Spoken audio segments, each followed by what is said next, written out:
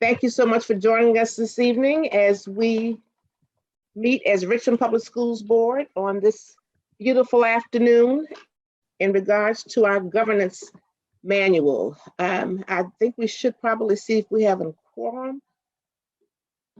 I see Mr. Young, I see Mrs. White, I see Ms. Rizzi, I see Mrs. Muhammad, I see Ms. Gibson. And Jonathan, did you say? Yes, Mr. Young, yes. We do have a quorum. I do not see Mrs. Page or Mrs. I'm here. Okay, there you go. Is Mrs. Dura on? I don't, would she be Darlene? That wouldn't be her. No. Darlene is our interpreter this evening. Oh, that's right, she did. Is Nicole Jones on? She is the chair of the governance meeting. So surely we want to make sure we have her on. Stephanie says she has no audio. She's going to jump out for a minute and come back with us. Excellent. Thank you. When she comes back, but I would like to make sure that we have Mrs. I know people are finishing work this evening as well.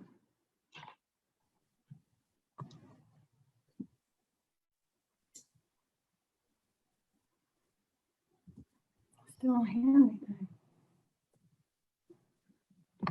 Stephanie, can you hear us now? I think she's muted, Jessica.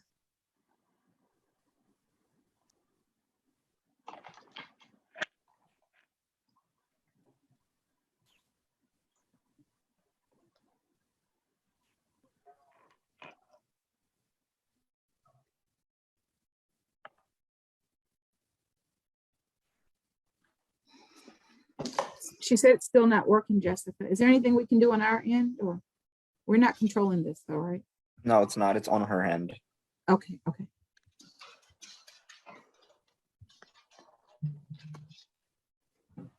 Hi, Liz.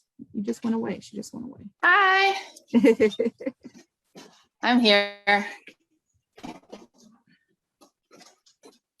How are you? I'm good. How are you? I am well. Excellent. We have everyone on but Mrs. Jones. Let's give her another minute if we may, and to make sure also that Ms. Rizzi's volume is working. How's it going, Ms. Rizzi? She can't hear us. She has a mute. Her mute is on, is from what I can see. Yes, I do see that. Ms. Rizzi, your mute is on. Can you unmute yourself for a minute?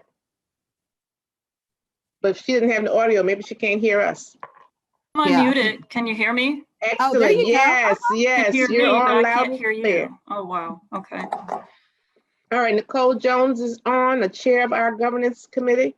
However, she said she can't see anyone. I don't know why. Where is she at? Nicole, can you hear us?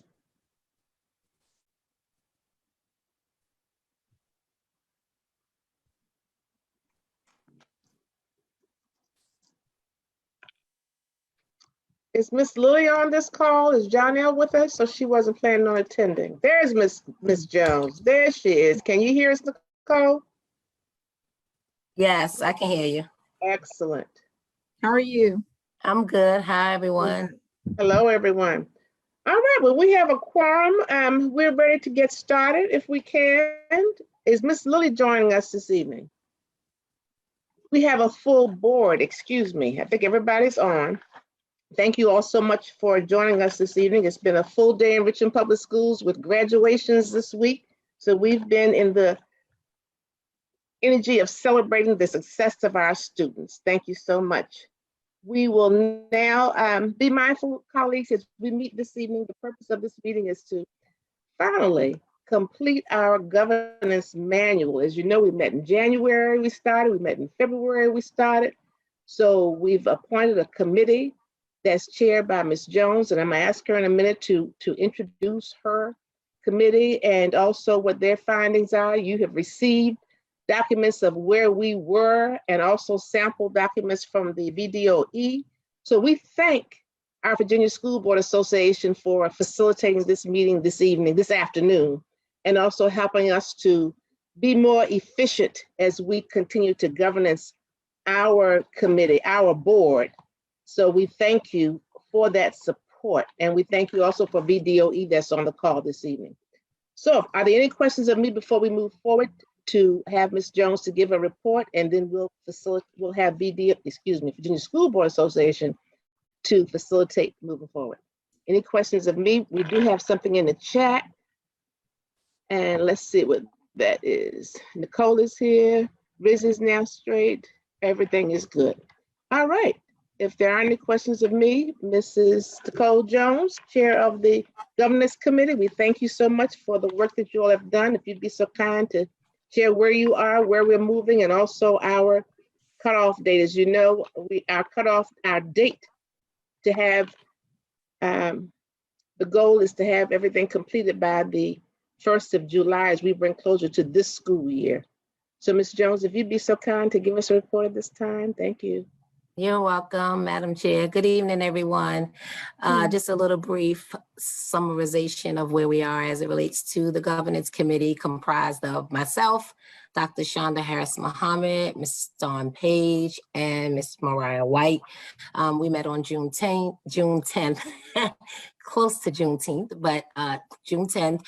And what we did was kind of just do a brief overview of what we already have in place, such as board policies, board conduct, norms from previous years that we were all looking at beforehand. We also, as you reported, had samples of governance manuals that were provided by VDOE. And what we did for our meeting was just have a brief conversation about where we are, what we are looking to accomplish with this manual, and how we want it to live on beyond, board. We know that it will be updated and changes much like our policy, but we also didn't want to duplicate efforts. So what we did was, after the last meeting, we all took some time to look at some of our policies. And then we wanted to get through this meeting as well, because we know that the norms will also be incorporated into that manual as a part of the appendix, and also focus on our strategic plan. So our next meeting is June 24th, this Thursday. And what we'll do is review all the policies that we received from Ms. Lilly. She sent us all over maybe about 7 or maybe more of school board policies that we can look at. And so we'll be looking at those, taking what we finalize and adopt today through the norms, and then having a draft. We will create a draft of the manual that we will be ready to present by July 1st. Thank you very much. Any questions of Ms. Jones? Nicole, I have a question of the committee. First of all, thank you also very much for reviewing the policy and looking at the manual that we did have in place beforehand a couple of years ago, and to update that. My question to you is, when will the committee prepare a draft to give to the board? Is there a time? I know you talked about timeline earlier and we discussed that. Can you share that, please, with your timeline? That's the goal. The goal of this working meeting on the 24th is to develop a draft that we'll be able to present, because the deadline is July 1. And so with all the documentation that we're going to compile, we'll spend time going through that and use that to begin the draft. And we're going to look at, we all decided that each example or sample of manuals that we had something that we could touch on, but we were all leaning more towards the strategic governance manual. We felt like that would be something that would be able to hold us accountable, that we could align with the strategic plan. And so we'd be able to kind of follow that along with the norms and, again, the policies that are already in place. And I guess maybe at some point determine whether or not we even need to revamp policies, and revise policies as it pertains to the manual as well. And committee, feel free to jump in if I missed anything, but that's where we are. Thank you so much. So pretty much, so we look like we should have something for the June 28th meeting. Nicole, where did you go? Okay, there you are. That's the goal. I'm counting on my colleagues to get me there. That's the goal. But we have a strong idea of what the manual is going to look like. No need to like reinvent the wheel. It's just really trying to make sure that it's specific to RPS and the work that we do and what we are looking to achieve through it. And we think that it will definitely be a document that we can all, live by, and it'll be representative of what we're trying to accomplish as a governance team. Excellent, I and thank you concur. so much to your committee. All right, Ms. Page has a question? No, I was just going to say, Ms. Jones is on point, and I concur with everything that she just stated. Excellent, and thank you so much. We have Dr. Harris Mohammed, Ms. White, Ms. Page, and Chairperson Mrs. Jones that's worked diligently on that report. So Gina, now we're ready to move towards the support of your agenda, Ms. Patterson. Thank you, Chair Burks. So we'll get right into it because I know we have a short period of time. Samantha and Jessica, I'm not sure who's controlling the screen. I know it's not me. Do you all want to go ahead with the presentation so we can get going? Sure. So I'm going to go ahead and share my my PowerPoint. So just give me a second to kind of toggle there. Can everyone see the welcome slide? Okay. Mhm. Okay, great. Thank you all so much. Thanks for joining. Good to see you all again. I know it's been a few months, but it sounds like you've done a lot of work in between. So we're looking forward to a good session. So going to start with a slide. You guys have seen this before. We show this for all of the sessions that we do. Excellence in the classroom begins with excellence in the boardroom. Just want to give you a second just to reflect on that and think about that piece. I know we've talked about what that means in previous meetings, but just wanted to show that before we got started for our session today. Great, thanks for that, Sam. And I'm going to turn to, I know she's already spoken, but since Nicole is the chair of their governance committee, to see if she has any comments before we start this evening. I don't have any comments, but I do think that we all want to kind of get this governance training behind us, but we want to really use this opportunity to just make sure that we're all on one accord with what those norms are. The biggest, I would say, concern that we discussed in our governance committee is just being accountable and making sure that how we show up, we're showing up in the light that is reflective of the work that we want to do as a governance board. And so I think the norms will really help us, having something to stay on task and follow. And again, the most important thing that we all agree is that we just need to hold each other accountable. And if we're agreeing to this, making sure that our commitment is to follow what the norms are that we set in place, and just making sure that everyone feels inclusive of the norms, and being able to continue supporting and respecting each other's opinions and roles on the board, individual roles as board members. Great, and that is a great segue into our next slide. So Samantha. All right, so we do have some norms for training, and as Nicole said, we can add to this, we can discuss this, but some suggested norms and some we just want to put out there. Speak your truth. Everyone's going to have the opportunity to make comments, so we want to make sure that you're speaking your truth. Stay engaged. I know there's been a lot of virtual sessions through the past few months, few years, it feels like, but please try to stay engaged. If you do have a question, do the raise hand feature and we'll make sure that you're recognized. Expect to experience discomfort. I know that kind of goes without saying, but don't be afraid if there is something that makes you uncomfortable and you want to get into the conversation. That's how we grow, and that's how we learn through those experiences of the discomfort. Also, one thing during conversation, please be aware of your intent. And also be aware of your own impact. So the things that you say matter, the things that you say and how they come across may not come across how you expect them to be or how you intend them to be, but just be aware of the impact of the things that you say and the conversations that you have during this conversation. Really any conversations that you have. Any comments, questions about any of these? All right. So we asked each of you to take a look at the norms and protocols that we had flushed out with you back in January, and then again for a short period in February, along with the ones we hadn't got to and that we want to get to today to make sure we complete this section for your governance manual.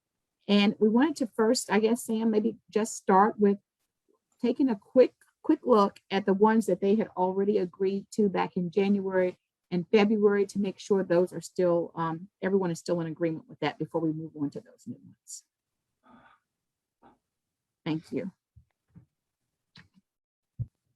I would say start down with a little block, the boxes, if we could. There you go. All right. Any of these current ones that you all have developed, like I said, we sent those to you yesterday and I think you sent those last week as well, Sam.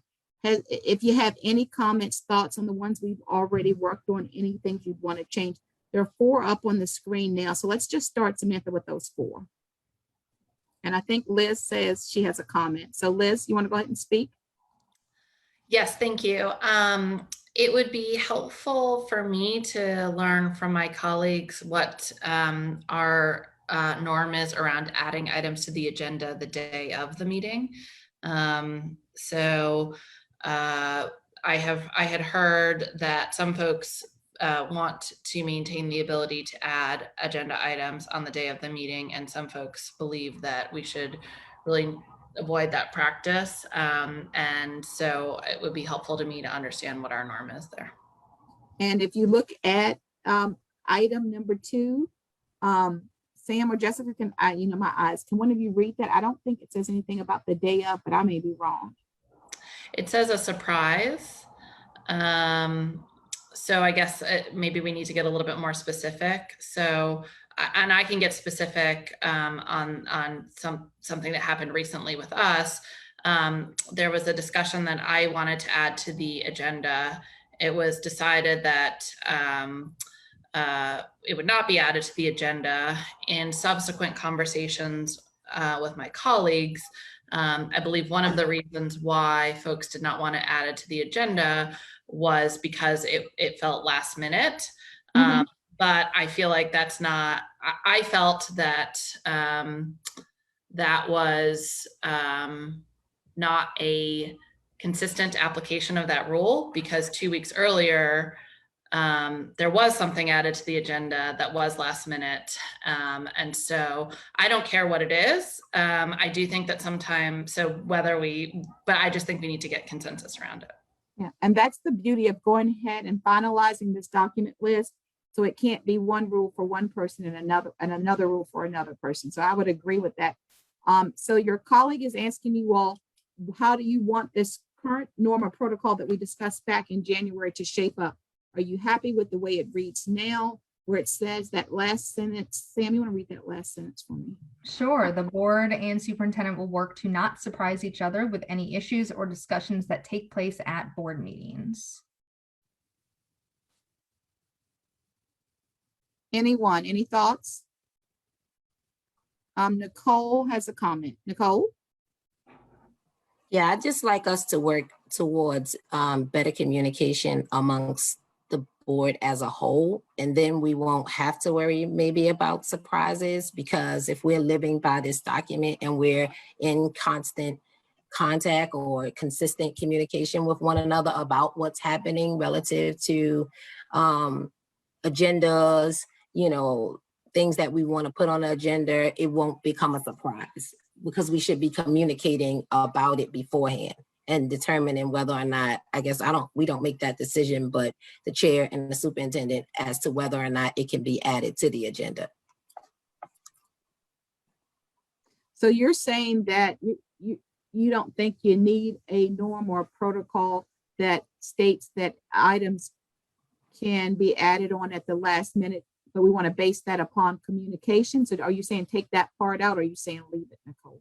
No, I'm saying I think we need it, but however, if, say for instance, I have something that I want to add to the agenda in communication with my colleagues, maybe the week before or like 2 weeks before, I share it beforehand, and then whether or not it can be added is known, versus it gets shared and then you add it, or it doesn't get shared and it's added. Okay, so you don't have that element of surprise there. I get what you're saying. And Shonda wanted to speak, and then Madam Chair wanted to speak. I would also, we talked a lot about this, if you all recall back in January.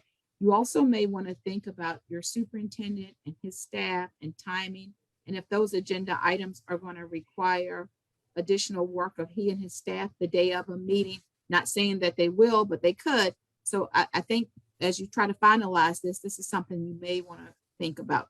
So Shonda, you had something you wanted to add? Thank you. Good afternoon, everyone. I don't think the afternoon. statement should be added. I remember stating this before, because there have been board members who have requested in the time frame that we were current operating under prior to this norm document being accepted, that was not placed on the agenda. And I just feel as though if a board member wants it on the agenda or not, they will vote accordingly. So I don't agree with the statement. I would like for the statement to be taken out, because we're telling a board member, you're not allowed, or you can't add something to the agenda the day of the meeting. And if whatever is being requested from the item, depending on what the agenda item is, cannot be handled in that meeting, of course, we have to be open enough and mindful enough that if you're adding something to the agenda that evening, surely the superintendent and his staff may not be able to address it in that meeting. So a courtesy of, I can't remember, it was 3 days or 4 days or something like that, should be adhered to. But I would like for that last statement to be removed from that. And I did state that before. Right, but I think you're not too far off from the statement. This is just probably a little stronger, because what I just heard you say, if I heard you correctly, is you have no problem with maybe putting a timeline of 3 or 4 days, just not holding you to the fact that nothing can be added to the agenda. Whatever that time frame was, I can't remember if it was 72 hours or something like that, that we have to have the expectation. I recall we cannot have the superintendent produce whatever we're asking for if we add something to the agenda. That is not realistic. But I can't remember the time frame, but it may be 3 or 4 days. Right. So you're okay if we put like a 72 hours or whatever on, just not the last sentence then, correct? Correct. Okay, thank you. Madam Chair? Thank you, Ms. Patterson. I'm in agreement, but I would like to expound upon what's listed there in terms of adding a time frame. And also what we were doing at one time was keeping a running record of items to be added to the agenda. We do have a month-to-month chart that when we plan the agenda, we meet our agenda meetings of what topics need to be covered during a specific meeting at a specific time. So we could be more transparent as a board to let people know, let our board members know you submitted this to be added to the agenda. However, it will not be added to the June 28th meeting. We will add it to the August 10th meeting, something to that extent, to give the administration a chance to address what needs to be addressed, as well as to get everything together. But it does often throw us off, and then we don't get done totally what's on the agenda and give it the time that we should, because the preparation is not there. So I'm in favor of leaving the statement there, but adding hours and what happens, when will it be brought up? I think that should be announced, so people will not be left guessing, well, it didn't address what I asked. Why wasn't it addressed? So we could be more transparent as a board addressing that part. Thank you.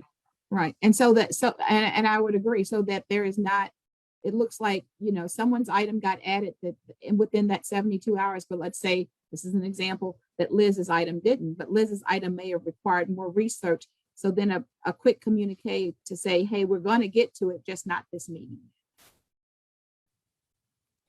And I think, if I may, Chair Burke, a lot of that, what Jessica's highlighted on the screen in the gray color, I think that gets to that, unless we need to flush it out anymore. But I think it's up to the chair to communicate when an item will be added, if it's moved to the November or the December meeting or whatever it is. Yeah, and good point. Mariah, did you have something you wanted to add? And then Dr. Clems, I realized that you had your hand up also, but I think Mariah, you had your hand up first. Oh, I was going to say something similar to that, because each one of these categories, I did look at Robert's Rules of Order, and it did say that the president would present the draft agenda, but it also states, I see where you have 72 hours of the meeting, but it also states the group may make any changes as wishes before it is adopted. The voting is to adopt it. Right, because as you know, you may pull something or add something based on any need you have. So that's a great point. Thank you for that. Jason? I think Mrs. Page was before me. Oh, I'm sorry, Dawn. I did not see your hand. See. Dawn? Yes. Sorry about that. So I'm fine with the changes that we have made. Yes, I agree that we need to be transparent if items cannot be added to the agenda based on the preference of one of my colleagues. But also we have to keep in mind some of the items that we have to discuss or address are time sensitive and is required by the school division. So a lot of times we think, oh, my item has been put to the side, it's never going to be addressed, what have you. We have to also keep in mind that a lot of items are time sensitive and are required for the school division. So, but if we have this norm, each one of us has to comply. We have to be held accountable. Right. If there's something that we say we're going to do, then we need to do it. Great. So are you in agreement? Are you in agreement with the norm the way it's written right now, Dawn? Yes, I'm in agreement. Okay. But again, we can't have norms in place and we are not abiding by those norms. Right. I think you all are in agreement with that piece of it. I hope so. Mm-hmm. All right. Thank you. All right, Jason. I just wanted to note that I'm fine with the addition. I just want to make it clear, though, that there shouldn't be any expectation that 72 hours is sufficient time for the administration to prepare any information. So as long as that is clear, I'm fine with the addition. Are you all in agreement with that?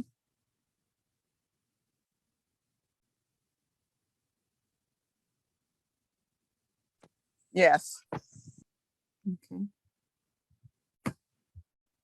We do have a comment in the chat. I know I pulled away. Then I want to. Okay, Dr. Muhammad. Again, I don't agree with the statement of not being able to add items to an agenda.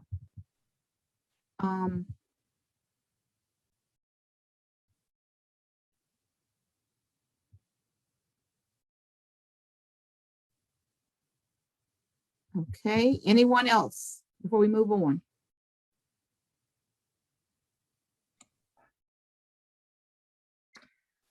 So I think the question here is, we agree with the highlighted part, the added part. That is 72 hours, yes.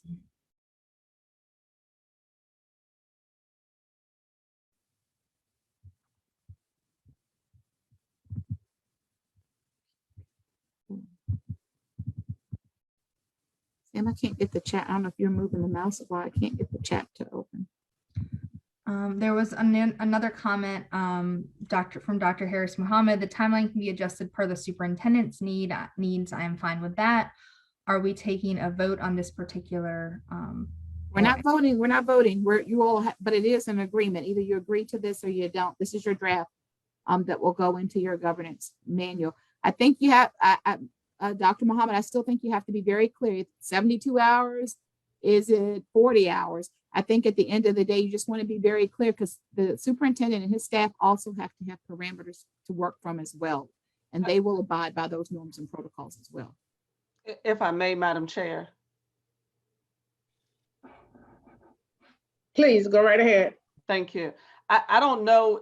I couldn't remember what it was. I was just using 3 days or 4 days. I really do not remember, but I do recall him saying, depending on the request, depends on how soon they can get the request.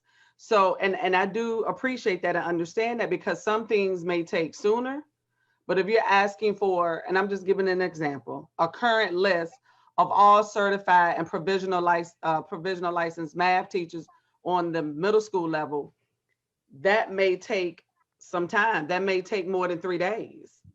So I think a week, or a statement that, you know, I guess we should have a time frame, but I'm not having anxiety or discomfort over what's in bold. I can't agree on this paragraph with the last statement. So that's what I want to be clear on. But I think the superintendent, if he says a week, or, because really, colleagues, it really depends on what they need to fact find. Some things may take longer, some things may take sooner, but that's just my suggestion. Nicole, did you have a question? Yes, really quickly. I'm seeking clarity when we're speaking about adding items to the agenda, because part of it, what I'm hearing is if we ask or have a request for something, I'm not really sure why we would ask to add that to an agenda if we're just seeking a list or information. And then I'm trying to understand, to Liz's point, when she mentioned about wanting to add something to the agenda and it was voted down because it was mentioned that we already had a lot of things on the agenda. So I'm just seeking clarity, because do we even need to, if it's for a list or something, should we, maybe that's something that's further down in this document, because I just don't want to get hung up on placing items on the agenda, but I'm trying to be clear on what is that and what it looks like. Yeah, a list is different than adding an item to an agenda. They're Right. two different things. And so I think, we're on number 2, from which you all developed back in January. I think if you all are not comfortable, we need to stay here until you get it. But at the end of the day, we have several others we need to get to. So I would say, Sam, read the norm in its entirety for them, please. And then Mariah, I see your hand up, so that we can get some clarity on this one, because this is one of the ones they developed back in January. Yeah, absolutely. So right now we have, for placing items on the board meeting agenda, the board member will contact the superintendent, chair, and vice chair and CC the entire board with items to be placed on the agenda. If an item is not added for any reason, the chair will communicate with the requesting board member on when the item will be added to a future agenda or why it was not included. The highlighted new section states the deadline for requesting to add items to the agenda is within 72 hours of the meeting. That ends the new section. The returning section is the board and superintendent will work to not surprise each other with any issues or discussions that take place at board meetings. See, and that reads super clear. Like that reads super clear. Now, asking for information and documentation seems like a totally different thing. And that is, and if you wait, we will have a norm that deals with, there are 2 different norms. Yep, that's what I was. Yep. So Nicole, as the chair, do we move on from here? Or do you all want additional discussion on this norm? I know you said Mariah had a question, but I think. Oh, I'm sorry, Mariah. Yeah, Yes. I'm fine with that if everyone else is, as the agenda item specifically. It's clear, it reads clear to me. Mariah, sorry about that. I had a statement, I'm sorry. I'm just a little in the 72 hours. And when they was talking about the actual pulling reports, that's number 9. So I can tell you that's already number 9. And the 72 hours, I have an issue with that, because when we have our agenda, we get last minute revised agendas. I mean, like it could be maybe 2 or 3 hours prior to, and like I was saying, I'm looking at the actual Roger rules of order is stating that you can actually make those changes to agenda. If someone said, well, I think that's the call of the president. I mean, personally, you said 72 hours, but 72 hours kind of contradict if you can make any changes. And then we're getting a last minute revised agenda. The meeting is Monday. and I'm waiting for the meeting at 6 o'clock and I get a revised agenda at 4:30. It has nothing to do with what the person may come up front and, present to the board. It's just a revised agenda. Right. And so Because Robert's we didn't get it on time. Right. Robert's Rules of Order sets a precedence, but this is the precedence that this board is saying that you all are establishing for this process. So be very clear there. That's one thing. And you all are going beyond this to say, this is how we want to do this. And I would agree, boards get information all the time at the last minute. So if you all don't want a 72-hour window, we can definitely pull that out if that's the will of the majority of this board. But from what we just heard earlier, I thought that you all wanted some parameters on a time frame. So, so you get to a board meeting and you're not adding 10 new items to an agenda and you're there till 2 o'clock in the morning because you've added 10 new items to the agenda. But we can do what the will of this board is. And if you all want that 72 hours pulled, we are happy to do so. We just need to know how you all want to proceed on this. Because at the end of the day, you don't want to set a norms or protocols that are a document and then no one is adhering to those standards that you all have set as a board. So what is the will of the board?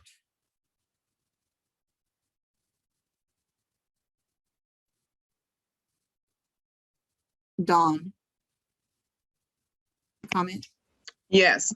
So I think that we need some parameters around that. If we said 72 hours, it gives us a time frame, because if we don't set any parameters, to me, I think we'll be all over the place and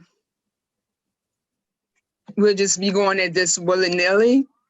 I think it's important that we have parameters around the expectations of adding items to, because if we don't set parameters, then we're going to continue to have what's been currently happening at our board meetings. Okay. So Nicole, how about this? How about we keep this yellow piece highlighted, and then as the work of this committee continues, you all can decide whether you choose another timeline or another set of hours or days to have this in here, or that you pull it all together so we can continue to work down this list. I'm open to that. I just want it to be fair, across the board. Everyone's in agreement with what we're agreeing to, but I also want us to be real about the issue that we all have, is that we do go over in meetings. We do stay on way longer than we should. And that if that is the goal that we're trying to accomplish, to, handle the business of the meetings in a accurate amount of time, we do want to put something in place to make sure that the information is flowing both ways, so that we can keep the meetings going and we're receiving the information that we need. So I'm open to discussing that with the committee if they are open. But again, I think 72 hours, unless there's something catastrophic that we feel like we need on the agenda. But truthfully, working through the policies and all that, I don't really see us. But I'm open with the committee.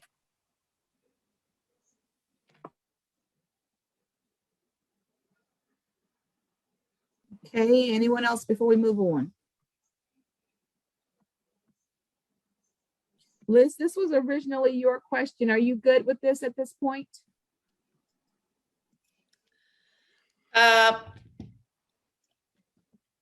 Yes, I'm fine with this. Okay. All right, Sam. So based on this, Shonda has a point of clarity. Go ahead, Shonda. I'm not understanding what we're doing. Are we leaving this as it is and coming back to it, or what are we? I heard three different things in the last 2 minutes. I'm not sure. If we're not adopting this, we're not all agreeing on this, shouldn't the entire rectangle be highlighted in yellow? Or just the point? Well, I thought the issue was the highlighted area. We can highlight the entire area. I will say this to you all, just for clarification. You all, this was the majority of you all approved this back in January when we started to try to work on these norms and protocols. So this is not BSBA. This is something that you all came up with in January. But if you all want to highlight and start all over with this entire norm, it's up to you all. We're just trying to get through this process this evening. So it is. That's not what I'm asking. To be clear, I am just trying to, because I've heard different things, that the highlighted was the superintendent's concern, and I think a couple of board members' concerns, which I stated I agree with. The superintendent should state what would be best for him and his staff. Then I stated that I did not agree with the last sentence. So are we in agreement with the last? Were we not looking at the last? I'm confused. Were we not? I'm not asking us to redo the whole thing. I'm just trying to get some clarity before we move on to the next thing. May I? Yes, you may. I don't think that we're adopting this. I think what we're saying is that we're open to determining whether or not 72 hours are enough. And when I look at the last sentence of the board and superintendent will work to not surprise each other with any issues, I don't feel like that's a norm we're adopting. I think that's something that as a board, we're being intentional about. And it's something that we're adopting to say that that's what we're going to work to not do. So the 72 hours, again, that's where I asked for the clarity about, and maybe that's, you can help me, Dr. Harris Muhammad, is the 72 hours the issue about asking for something or putting something on the agenda? Because I think if it's for asking for something, then I can see where the 72 hours, could be in question. But if it's about adding something to the agenda, then I don't see the 72 hours as a huge issue. Asking for the superintendent to produce something in 72 hours. That's where my discomfort is, because as I stated earlier, he needs to be able to, and I think he has articulated this clearly, he did not agree with the 72 hours because, and then I stated, it depends on what the item may be. And then, I still have heartburn about the last sentence, but we can move on, because I don't want to, I don't want to stay on this for 30 minutes or 45, because if I say something, then another board member may have something to comment about. Well, I don't want us to continue to delay this, but the item over here to the left, placing items on their board meeting agenda, I keep looking at that title, and that's why I don't agree with the last sentence. So I'll say for all intents and purposes, let's put a pin in this one. And since Ms. White said that number 9 talks about adding at requesting documents, we can then maybe revisit the time. Is that fair enough with everyone, that we'll then revisit the time when we look at what requesting documents look like? Does that sound like that? Does that sound good?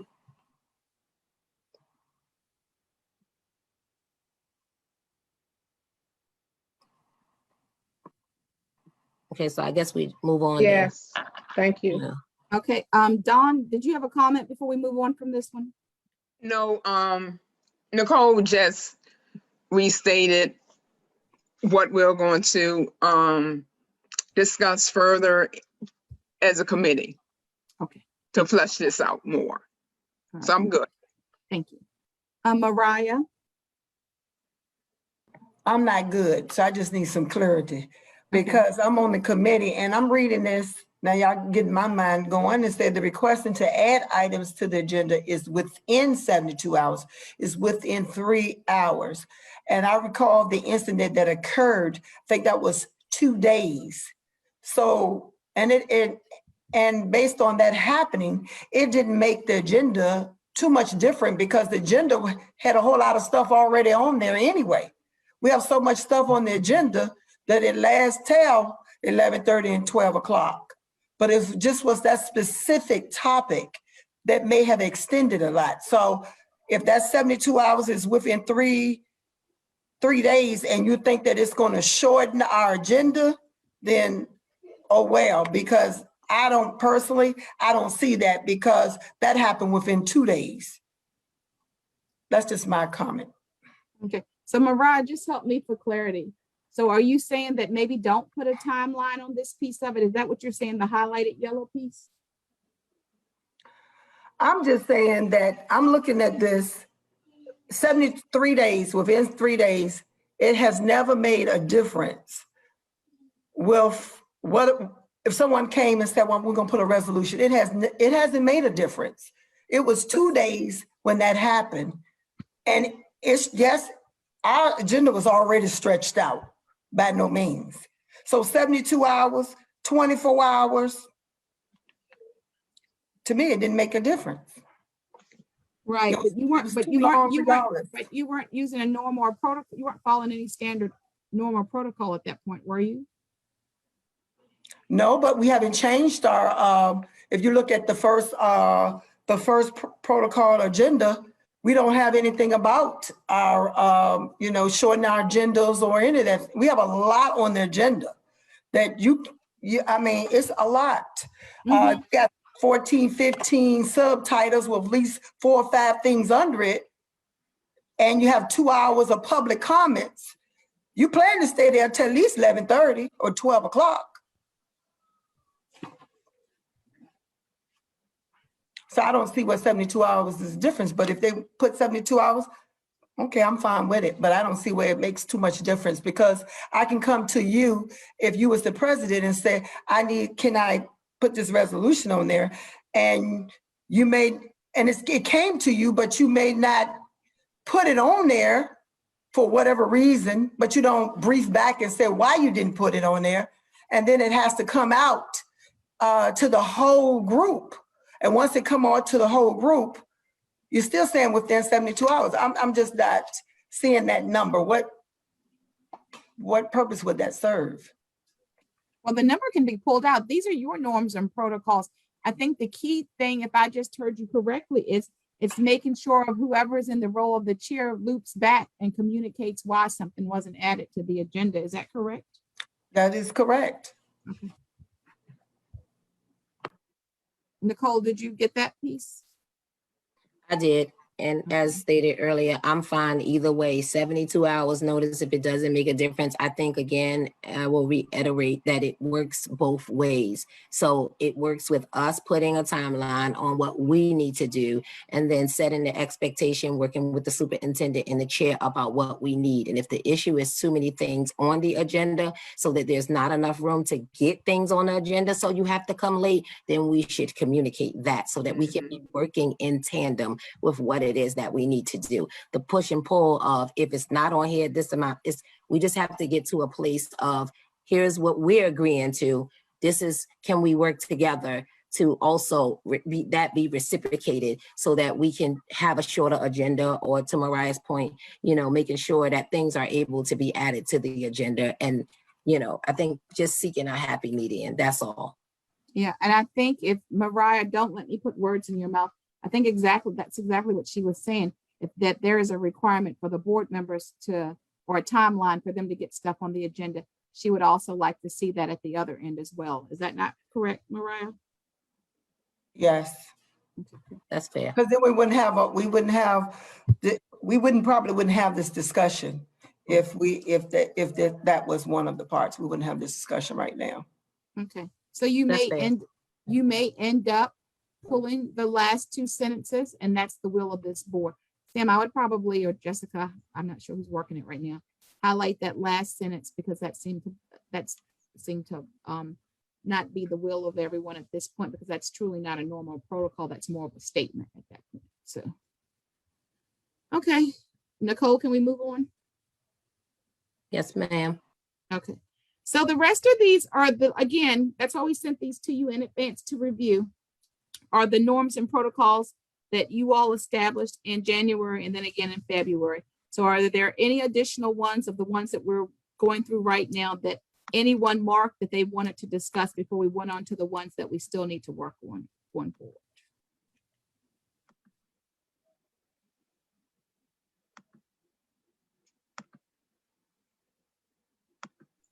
And that would basically be any of the ones above communications between board members and staff, because we stopped at that point, still discussing that item.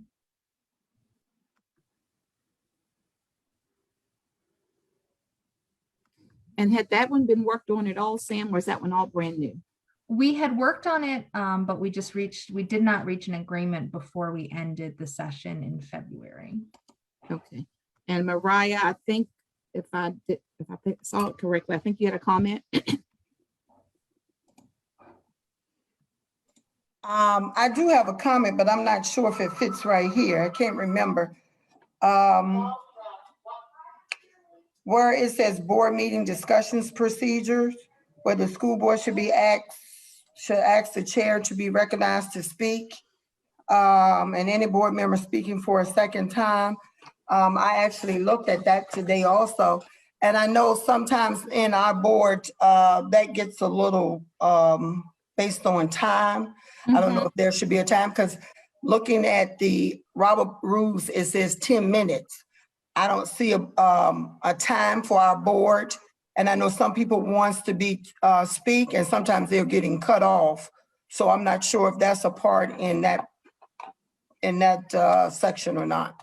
I was just looking at it because I was going to speak. Yeah, Mariah, I don't see a time limit. So do you think there should, what you're saying, you think there should possibly be a time limit as far as each person being recognized to speak the first time around, or what? Well, I'm not gonna go by Robert rules because that's what you said. But it had 10 minutes per person, and they could speak twice. So I'm a more of a regulation person. So I'm just saying what you did. I understand. So are you saying each person speaks 10 minutes the first time around and 10 minutes the second go around? They said they have 10 minutes to speak. So I'm just quoting what this book says. It says 10 minutes. So I know some people get cut off short, 1 minute, 2 minutes, so I'm just saying. How do they get cut off? Do they just move on to the next person, or how does that work? It works all kinds of ways, different ways. I mean, they could be, I know that the chair, they'll ask, could they speak? And it may be, some people get longer term than other people to speak. And then when they try to come back and speak, they may be getting cut off. And it seems rude. Right. So I think if that was a time limit, it wouldn't seem so rude especially when the public sees it. Okay. So let me ask Madam Chair, and I see you, Liz, and I see you, Dawn. Is there a time limit that you give each speaker each board member to speak at this point, or not? It's based. We try to give everyone an opportunity to speak as stated.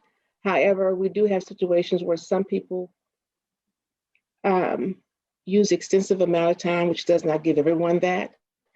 We've been referencing Robert's Rules of Order, and we do need to be clear with that as well. As just stated, it lists in that book, it doesn't state in that book 10 minutes. However, we do need to adopt as a board also, if that's to adopt the, we could use Jefferson. There's so many different types of rules of order that we could follow. And we have been leaning towards Robert's rules, and that is the book that has been purchased for each board member. But no, there isn't a amount of time, but if they want to follow Robert's rules with the 10 minutes and then go back around a second time, that's fine. But also to give everyone the opportunity, because oftentimes we do stay where we are and not move on, because there are other people who want to speak, who are in the chat to speak, but just to be fair across the board, so far as making sure we hear from every board member's input is important.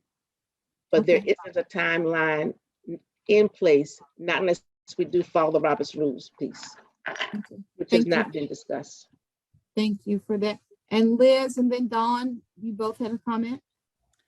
Yeah, I think sometimes we get off track in our meetings, and I think sometimes that is the cause of sometimes a conversation going sort of down a rabbit hole that is not really germane to the topic of the agenda.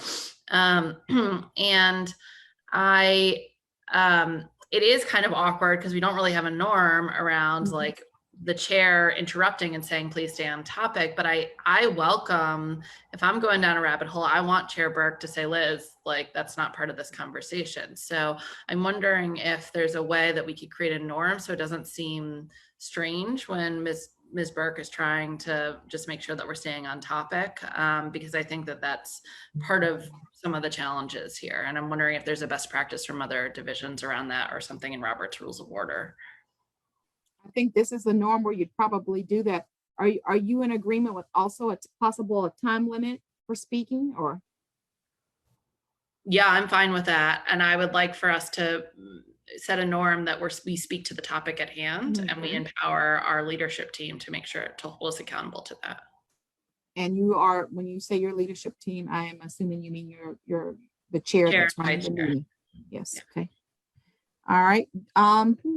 Dawn, did you have something to say? I'm sorry. I think I may have skipped you. Yes, I concur with my colleague, Ms. Dorr, because yes, we do need to set a time limit so that everyone has an opportunity to speak, but also some board members have been cut off because they're not staying on topic.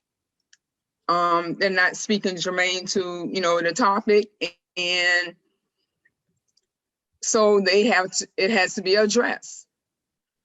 Okay. And so if we are going to have a time limit for everyone to, to have a chance to speak to, a certain item, that's fine. But also we must hold one another accountable and stand on topic. Because our off topics, that's all I'm gonna say. Our off topics have been off topics. Okay. So are you in agreement with the time limit? Oh, yes, I'm in agreement. Okay, all right. Thank you.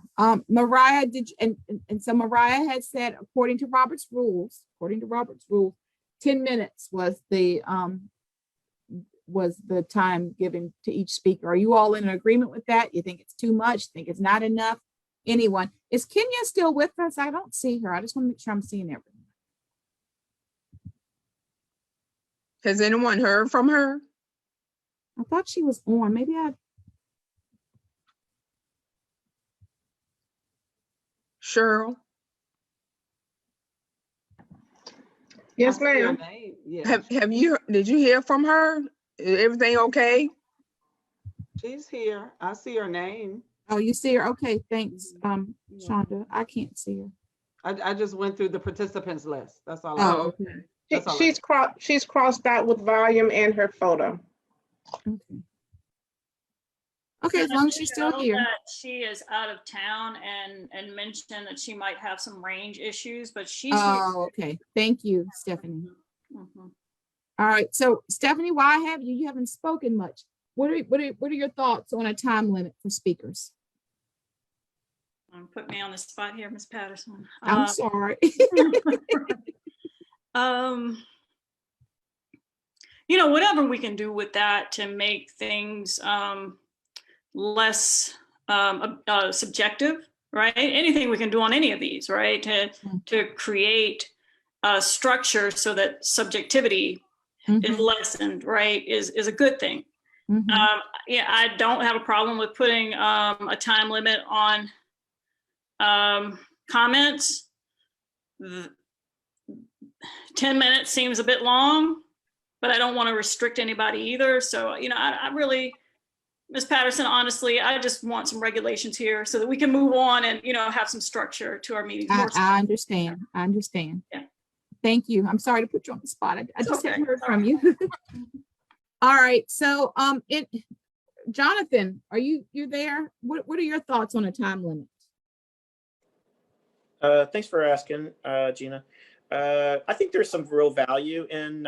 Adopting, and what you're inquiring about is akin to what Congress does in allocating a specific amount of time to persons, both in committee meetings and then on the floor of either the House or the Senate. I think there's some value in that. As it relates to 10 minutes, I think that candidly, I think for us to grant it as a board, we have 6 months of experience, but still, I think to identify a number tonight perhaps would be arbitrary. My recommendation instead would be for Nicole's committee to maybe go back and sorry, Nicole, I don't mean to put this on you. I'm willing to do it too, but to go and maybe look at a few meetings and then identify on, for example, some of the more robust conversations or debates, how long a person spent talking and what that, and assign some science to it, right? And try to identify some kind of number. Maybe it's 10 minutes, maybe it's 9 minutes, maybe it's 11, I don't know. But my point is to try to identify what the equilibrium is and see, I'm sure there will be some real outliers in that. But my point is to say, I think there is value to a time limit. I could support that, but I don't think we should just, though granted we do have the experience of 6 months, we kind of intuitively know. My recommendation, we do a little research on this and just see how long folks, what's kind of the, what's been the norm, and try to identify something thereafter. That's my two. But you are okay with the portion about the board leadership, which would include you as the chair and vice chair, keeping an eye on the topic to make sure that the individual speaking is staying in line to whatever the topic is at hand. Well, yes, absolutely. I think that's absolutely. I think that's a prerogative of the chair. I think that's incumbent on any governing body. But I do want to acknowledge the point that Stephanie made a moment ago. Obviously, one man's trash is another man's treasure, right? So it is a bit subjective. But that said, yeah, that's got to be the prerogative of the chair, I think, to keep everybody on task. Absolutely. Yes, thank you for that. And Nicole stated that she is willing to go back and look at some past meetings and dialogue to work with the committee on a timeline. So, and Shonda has a comment. Shonda. I think also we could add there that would help streamline our conversations while staying on task is if a board member has already stated that point, it doesn't need to be restated. That adds minutes to, if you take 8 times, we're saying the same thing 8 times, that adds minutes and you say it your way. So I think that should be considered as well. And I do agree with the time. Okay. So if you said it, I don't need to say it again because we're saying the same thing. Right. So, but isn't it in Robert's Rules of Order? Doesn't it state that somewhere about repeating? It's a recommendation, Ms. Page. I know what you're talking about. It's a recommendation. It is a recommendation, but you all have to decide, like I think Shonda or Mariah said earlier, are you going to follow Robert's Rules? Because it is a recommendation, but you all are setting your norms. You can have that as one of your norms. You definitely could. And because we have often said during our meetings, Robert Rules of Order state, and I know we had not adopted our norms yet, but that's a good point that you made, Ms. Patterson. If we are adopting where we're gonna, I think both is necessary because Robert Rules of Order also help you understand how to be professional with intent in your meetings if you read the manual. Yep. So I think it's a good, and many of us on this board are in other organizations that apply that process. And so I think it's a good reference to always have. And I know we're in a different board setup than other organizations that many of us belong to, but I think good governance and applying good governance at all times is the same regardless what organization you're in. Yep, good point. And I would suggest to you all that you would, if Robert's Rule of Order is what you're going to use as your standard, you would probably want to include that as an additional norm or protocol. So, and then I think, Madam Chair, did you have a comment? Yes, I do. Thank you so very much. And you just stated that in terms of if we're going to use Robert's Rules of Order, because we haven't made a decision on that. However, we know that this document is one that we can have our own guidelines. 10 minutes for the frame of which we use. I hope the committee really looks at that, because we do want to give everyone an opportunity. And also, I want us to be mindful. This is not written in this, and I would like you to address this, Ms. Patterson. Oftentimes, I do cut off comments that are rude, if we want to talk about being rude, that are punitive, such as, and it's really a point of belittling and harassment. So I do think that would you please address that, knowing that the administration, they are our well, they're not your employees, they're your superintendent. Sir Cameron's, our superintendent is our employee. We are exactly. Yeah, so would you be so kind to address because I think it's my responsibility as chair when conversations get personal and when certain statements are made, and to go back and look at many of the meetings. I don't want to repeat them, but professionally, we owe the public and we owe ourselves a bit of a level of professionalism. So, and I think that is not right. It's as simple as that. So would you address that also? Because if you speak and you're going to make certain comments that are personal during that setting, number one, that should be handled in closed session, but not at that level. So can you address the end results of continuing to make those type comments? That's harassment. Yeah. So yes, I do. It is, if that's how it's perceived. I would say you are supposed to run these meetings business-like in structure. It should never get personal. It's about the business of education. It's about the business of making your governance decisions about actions that the board needs to take. It should never get personal. I think Shonda said it a few minutes ago. That's why you want Robert's Rules of Orders, so you can carry yourself with that level of structure that you're needed to run your meeting. It's not your job to belittle staff or to make individual personalized comments. That's not what it's about. You're there to take action. You can agree. You definitely can agree to disagree about a topic, but definitely it should never get to the point.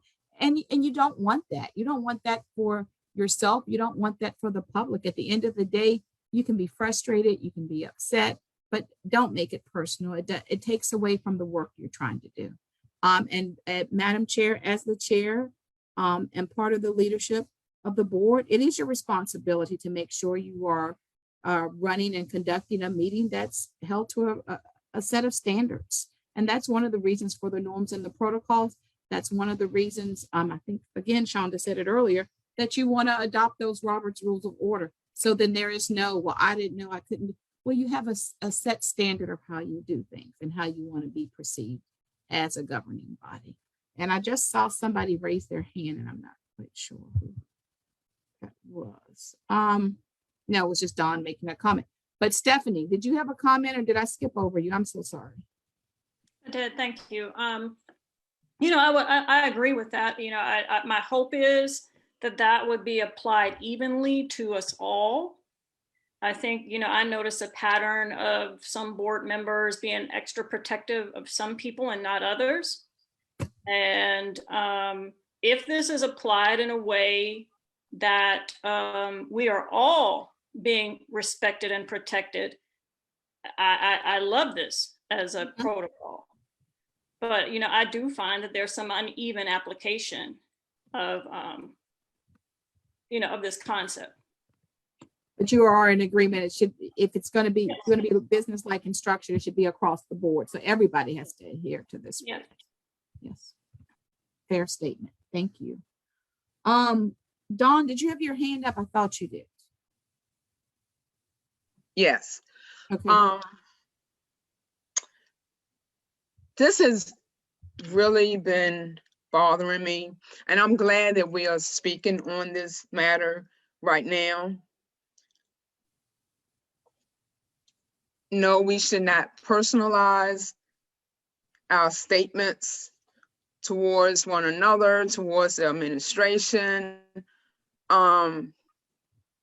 It's about respect. And it's about, you want to be addressed or talked to in a manner that you talk to someone else, how you communicate. Because our exchange of communication has really been off.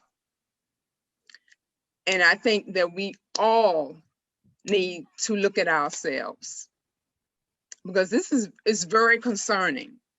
Because what we don't realize, the working relationship with the board and the superintendent, it sets the tone for the school division. And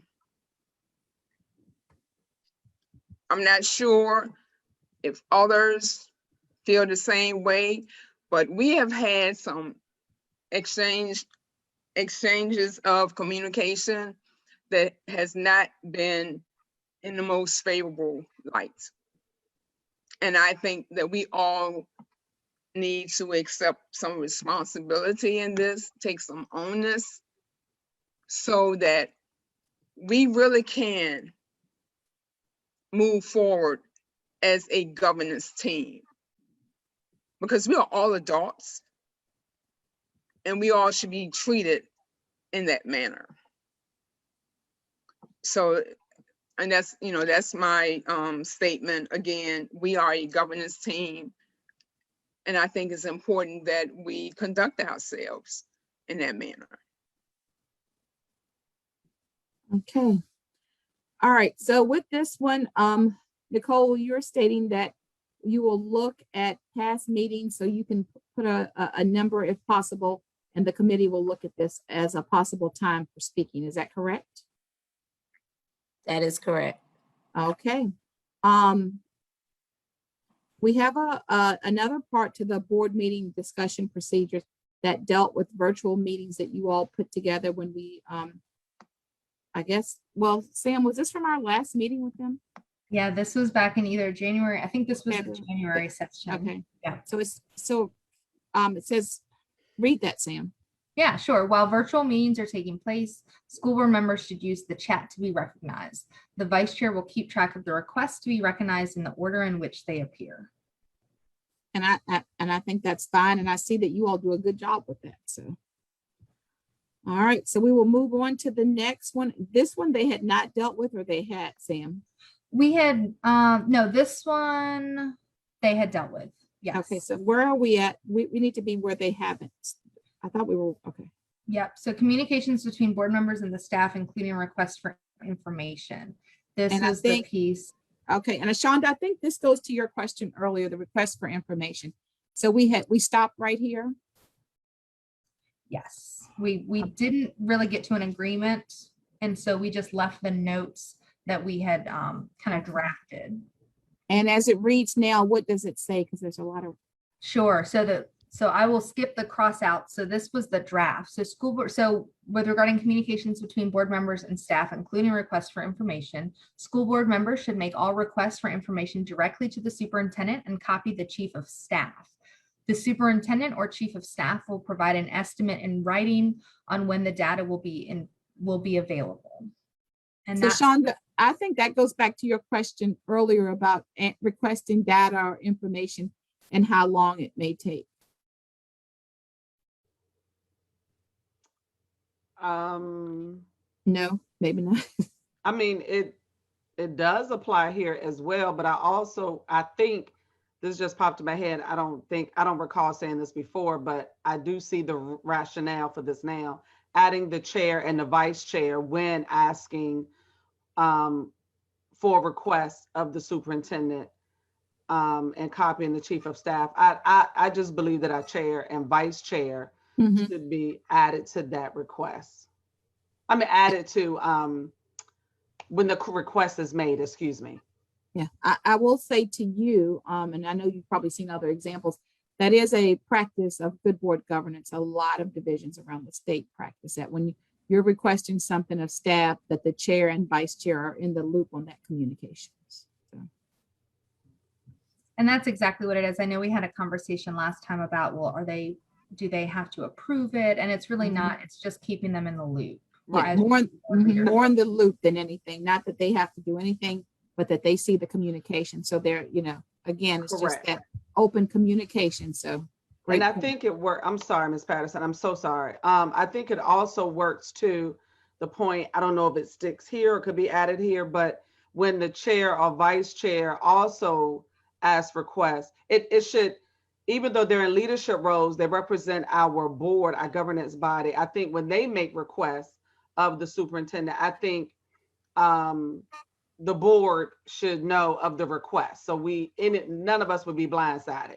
I think and that we may not can see it now, but it will surely in the long run build trust. And it won't appear, but they didn't want us to know this. I don't know if that's always the case up front, but I mean, for me, I may be typing something so fast I forget to add Mr. Young, but I've added Ms. Burt. And it's not on purpose thing. I don't want him to know. It's just, I need to slow down and make sure that I've added the people that need to be added to this request. And I'm just using myself as an example, but I can see that it will build trust within this board, that if we're including our chair and vice chair and vice versa, when they too ask requests of the superintendent, can all board members know? Okay. That's a good point. It's the little things that will allow us to build trust, because what I've heard through Ms. Page's comment, great point, but within that is trust. It's trust. All of this is about trust. So if say it again, Shonda, say that one more time. You are so it's right. all about trust. Yes, it is. It's all about trust. And so I think if, we just need to, and I like this conversation. The tone is good. The temperaments are good. None of us are taking things personal, because I don't think it should be. But I think really that title should be healthy communication, because you have unhealthy communication and you have healthy communications. And I think the intent for us is to have healthy communications, but this is just Shonda. Healthy communications between board members and staff include requests for information. But that's Shonda. I'm not asking us to redesign the title, but we need to keep that in the forefront. Okay, great point. So Sam, read it as it's written right now so that everyone can hear. So communication between board members and staff, including requests for information, says what's the normal protocol? Sure. So school board members should make all requests for information directly to the superintendent and copy the chief of staff, as well as the board chair and vice chair. If the request is coming from the chair or vice chair, all board members should be notified. The superintendent or chief of staff will provide an estimate in writing on when the data will be available. And how does that sound to you all?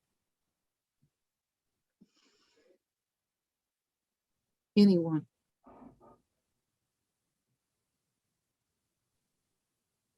It sounds good to me. Thank you, Nicole. Me- Dawn, did you have a comment? Yes, I just wanted to comment on my colleague, what Shonda just said. That is so true, because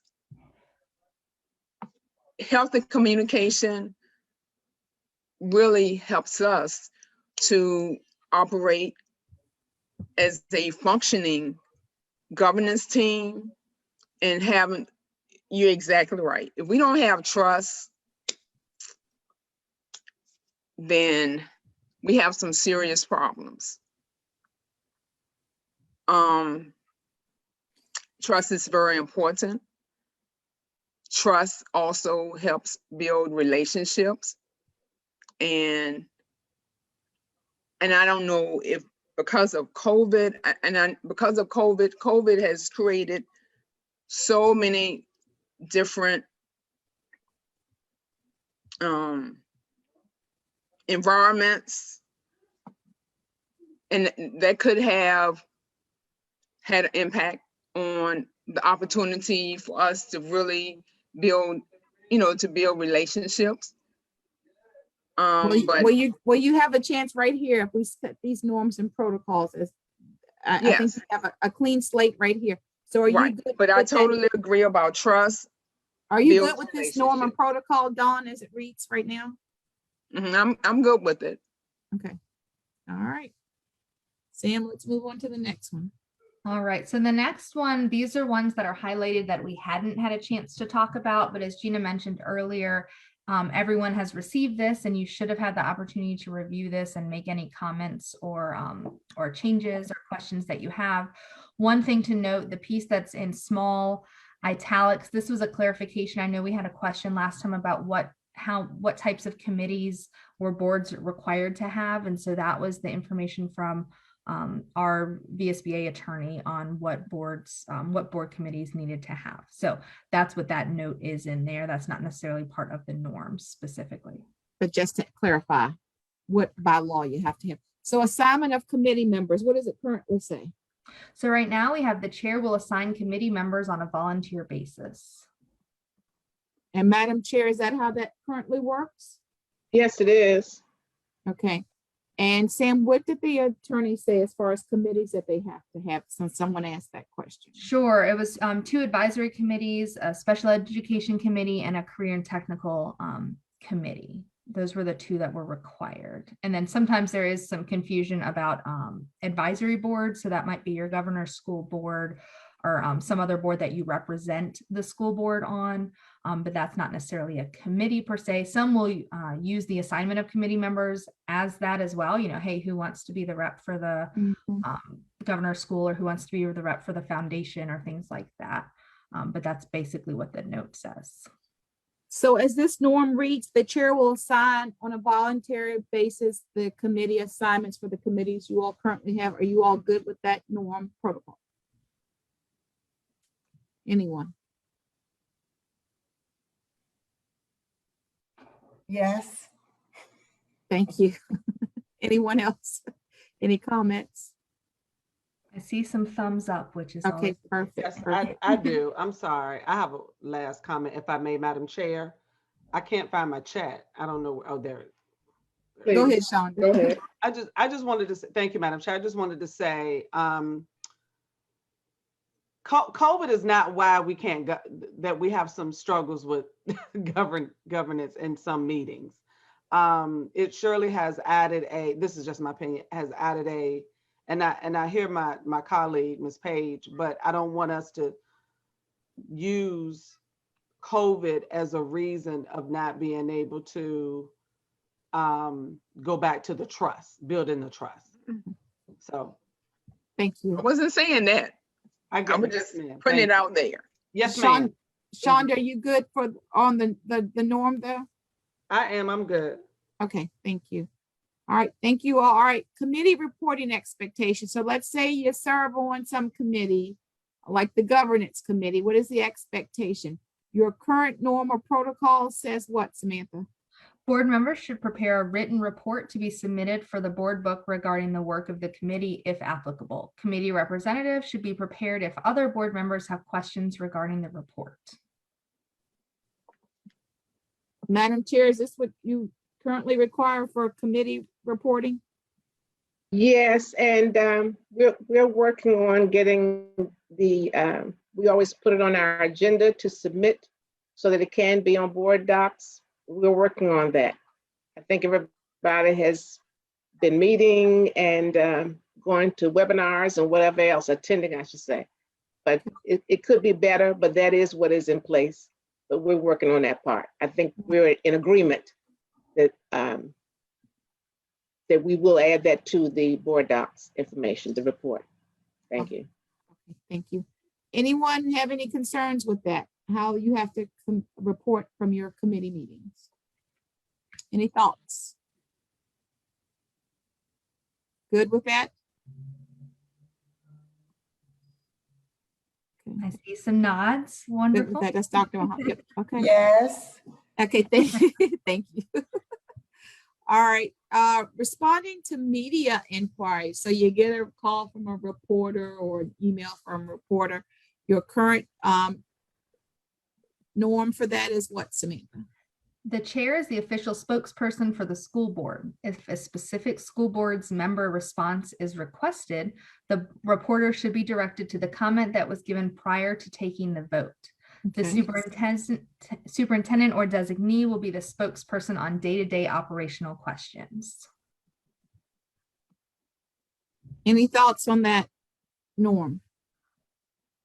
Says your chair is your spokesperson, but if they want to speak specifically to a school board member about a response or a vote or an action that was taken at a board meeting, that the reporter should be directed to the comment that was made at the board meeting. Anyone have any thoughts on that normal protocol?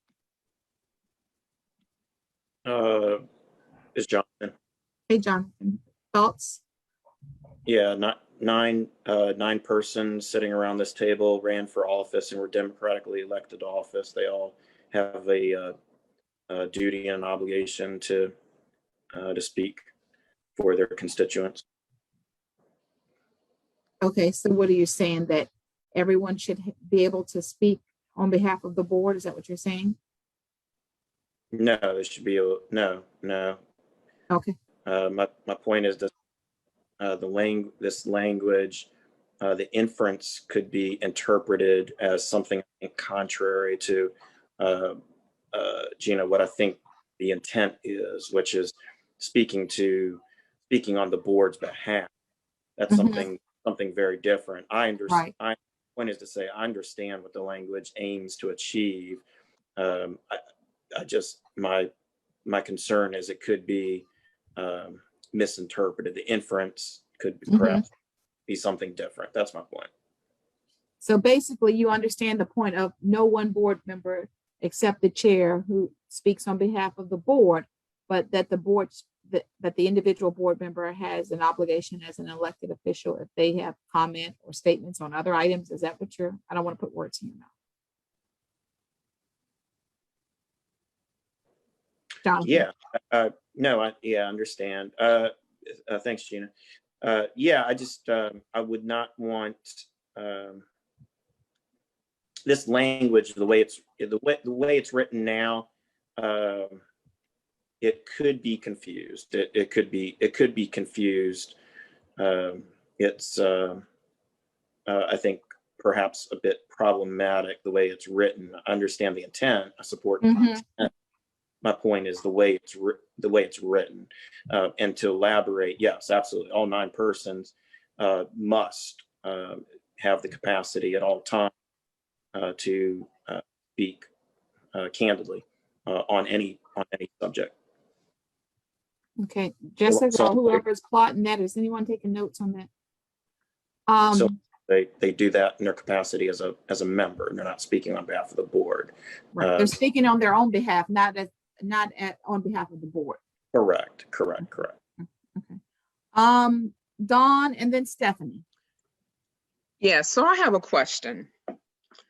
Do you recommend that if a board member speak that's not the chair of the board, that they reference prior to them speaking, I'm speaking as on behalf of Dawn Page, representing the 8th district, because oftentimes board members will speak in the public with the media, and when they speak, we think they're speaking for the board. So do you recommend that if we're speaking to the media, because I know sometimes you can tell them to go to the chair, or you may not tell them to go to the chair. But what do you recommend how to handle that situation? Because I understand what Jonathan is saying, but we have to operate as a board. So what do you recommend? Well, I'm first of all, let me go on record and say I'm not going to recommend anything, because what's good for one board is not good for another. Other boards, there are other boards that the chair is the only spokesperson for the school division, and that works. And I understand totally what Jonathan said as also as an elected official, it has to be what works for your board. And if that is the case, Don, what I would recommend, I think you just said it, is before you make your first comment to whoever that is that you're speaking with, you say that I am Don Page representing whatever ward you said you were representing, and I'm speaking on my behalf. I do not have the authority to speak on behalf of the board.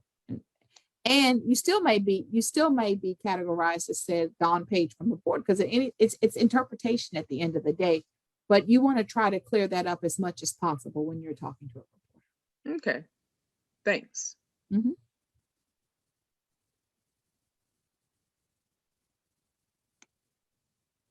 So Sam, you want to read it as it's written, Jonathan's point, to try to clean that up a little bit?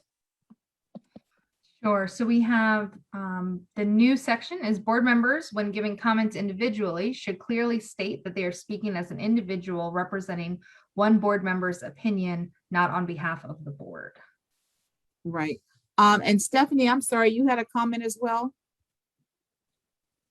Yes, so this seems to have some redundancy with the norms that are listed at the beginning.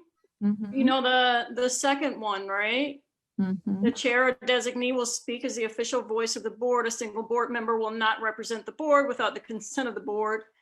And board members making personal statements in any format, including speeches, articles, social media posts, etc., should clearly state that these statements are their opinion and not the position of the board. It seems that that has already been drafted at the beginning as a norm.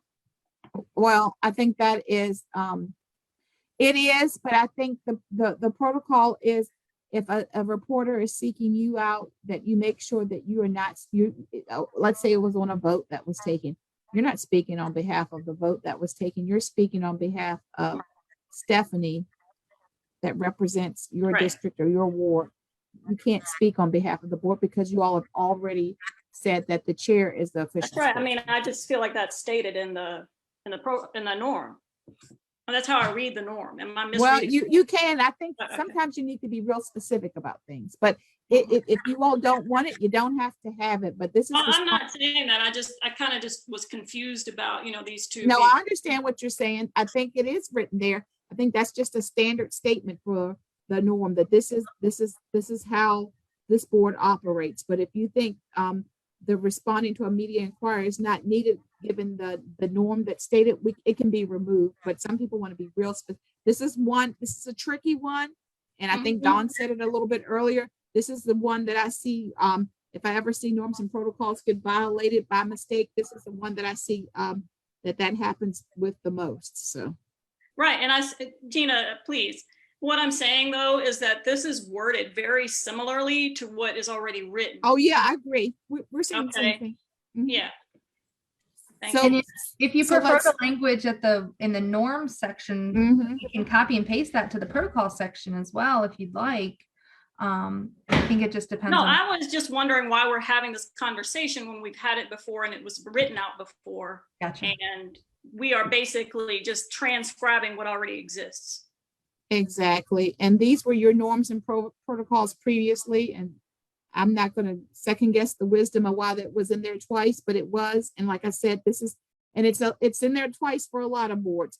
But if you all would like us to take one out, or like Sam said, move that information down here, we're happy. I understand exactly what you're saying, because it's basically saying the exact same thing.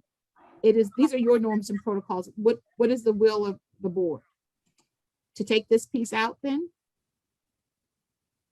I mean, I think they both say the same thing. You can leave it there. It's just, no, I agree with you. We're drafting that when it already existed. That's just all. It can stay there. No, great. You're right, though. It is a good point. Anyone else? Any thoughts on that? She's made a good point.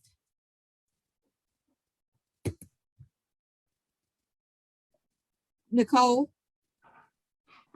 I agree. I think we should just move it out of the top and keep it in the written piece so that it can't be missed. It being in the top as kind of just listed, it can get overlooked. Keep it in the boxes where it's clear and you can't miss it. Okay.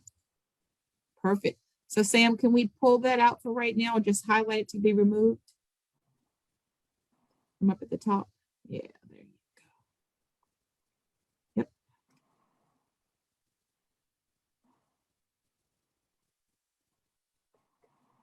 Thank you. And can Good we get a point. quick time check on and how many we have left? I'm getting nervous. We have less than 30 minutes left. Sam, how many do we have left? We don't have as many as you think, I don't think. Do we, Sam? Cool. Okay. Well, we need to keep going, so we need to keep going on these then. There are 9. Yeah, 9. Okay, we can do it. Come on. All right. So use of social media. If your current norm or protocol, thanks for making that bigger, says school board members can utilize social media to push out information about the school division. So let's say graduation events taking place. School board members should recognize that anything that they post can be construed as the opinion of the school board, reference policy if available. That's your current normal protocol. Are you all in agreement with that? You take concern or issue with that?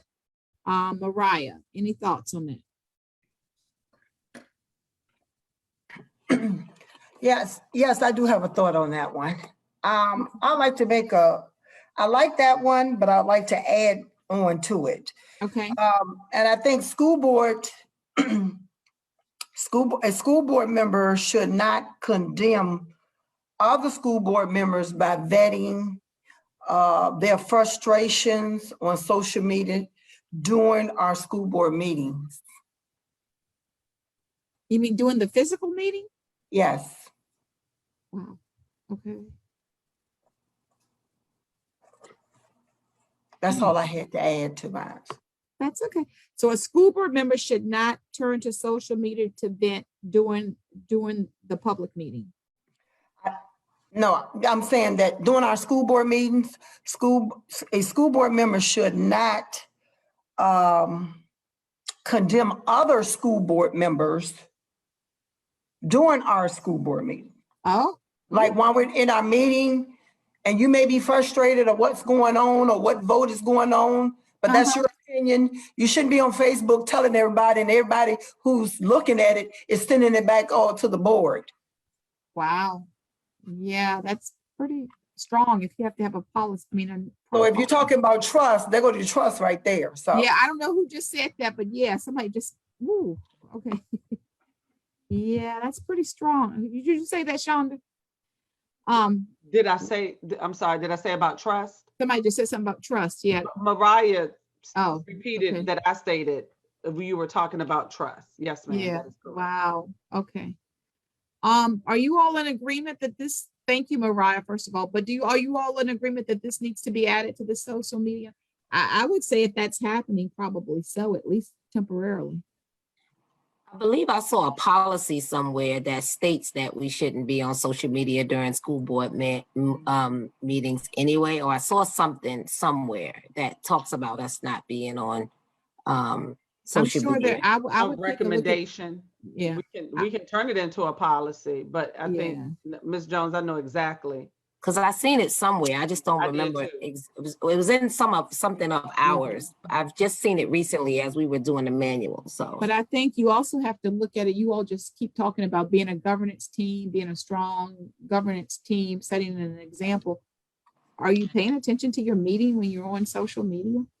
Right. So, Sam, keep that reference policy if available so that they will know to Nicole and the committee will know to go back and check just in case there is a policy on that. All right. So no one has any issues with that last statement that Mariah, if it's not a policy, but a procedure. Okay, thank you. That policy or procedure. So anyone has any concern with that last piece being added to the protocol? I do. Somebody said I do. Who said that? Me. I just think we should just say a school board member, the condemning other school board members on social media during meetings. I think it really should just stick to governance, meaning we shouldn't be on social media during the meetings, not so necessarily.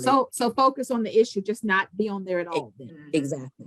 Okay. Because as many of the things that have been said, we can't pick and choose. We just need to stick to what needs to be the issue at hand and work better to do better with that. Okay.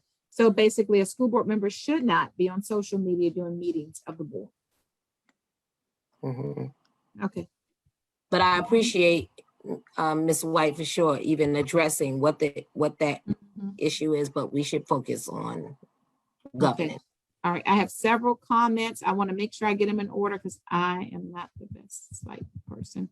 I think the first one is Dawn, did you have a comment? I may have got the wrong time. I have a question. Okay, what's your question? So in that first sentence, school board members can utilize social media to push out information about the school division. Mhm. Is that the only means of receiving or pushing out information? Because I want some clarity when we talk Well, about, we're talking about social media now. That's what we're talking about.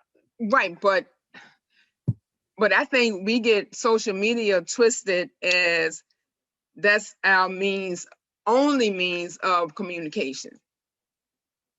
I'm not sure because I think it's pretty clear. This is saying push out information about the school division.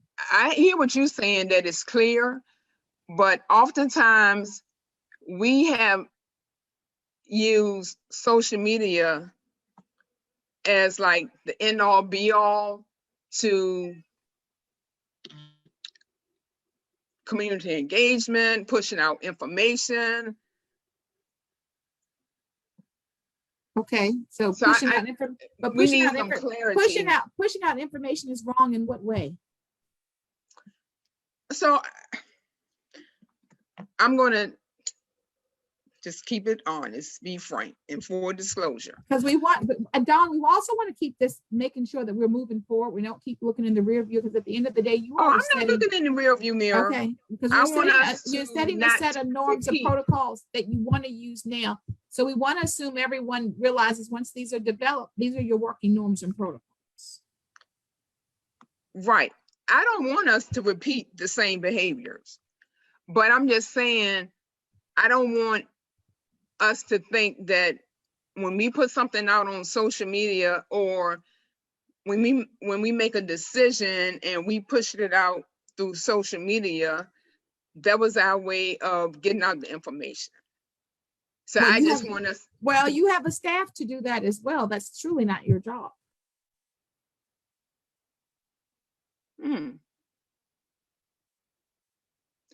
So you're saying, say if the board makes a decision. So you're saying we need to rely on staff to get the information that's out? not what I'm saying.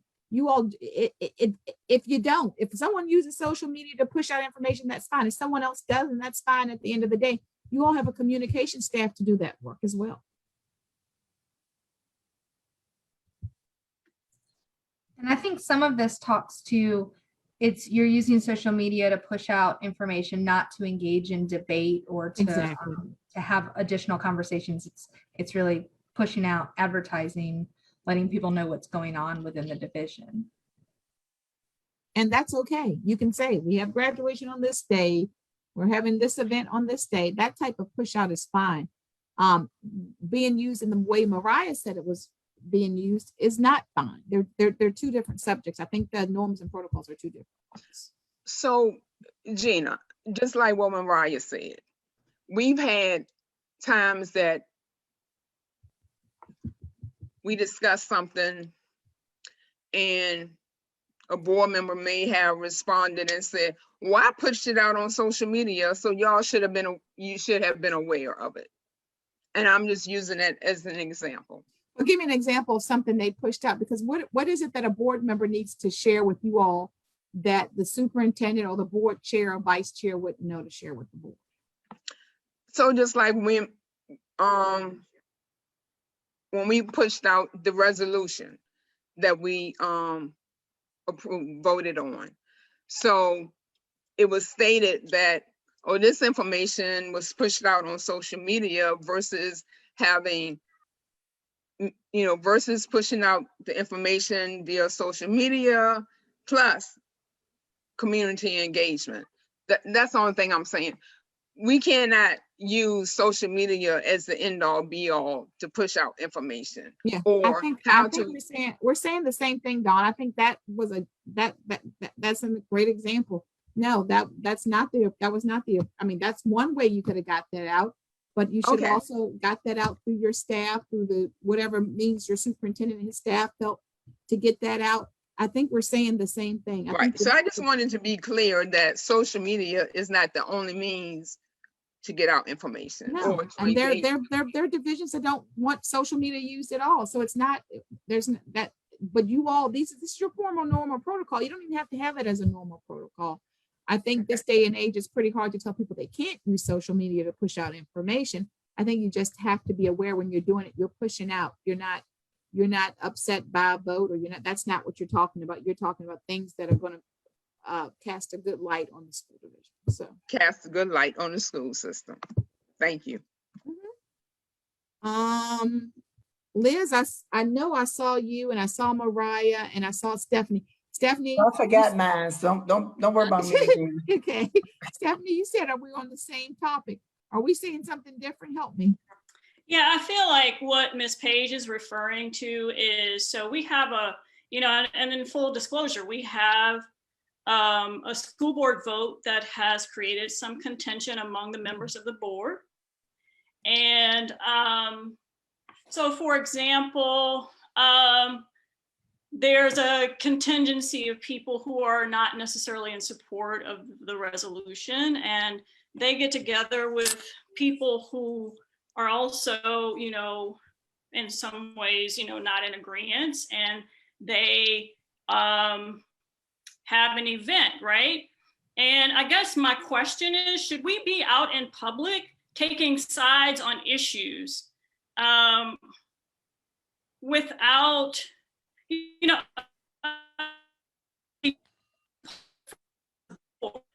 and it feels a little strange to me that people will leave board meetings and then go out and protest a vote that we took.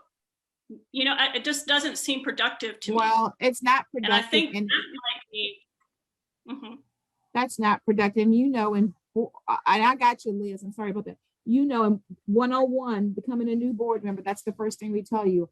It's the will of the board. And once a vote has been taken, it is not your job to say, hey, I agree with that, but it's also not your job to go and try to fight a vote that's been taken. Because you're not going to win every vote. Okay. So you have to keep in mind the will of the board. And how does that look if the vote's been taken and whoever the winning side has gone forward with that, but then you have naysayers on the other side saying, well, we can't do this, we won't do. Well, the vote's been taken. If you're talking about something that erodes trust, that's one of the things that will do it the fastest. So. And I have one other question. Should we be condemning other board members in general? Not just, we took it out to say maybe it's okay to do it other places besides social media. I would hope not. I would hope not. Because at that point, you're making everything personal. It's not personal. It's the business of governance and running the school division. It has nothing to do with person. When you start putting personalities in it and condemning folks, that first of all, you're going to lose some of your audience because your focus should be student achievement.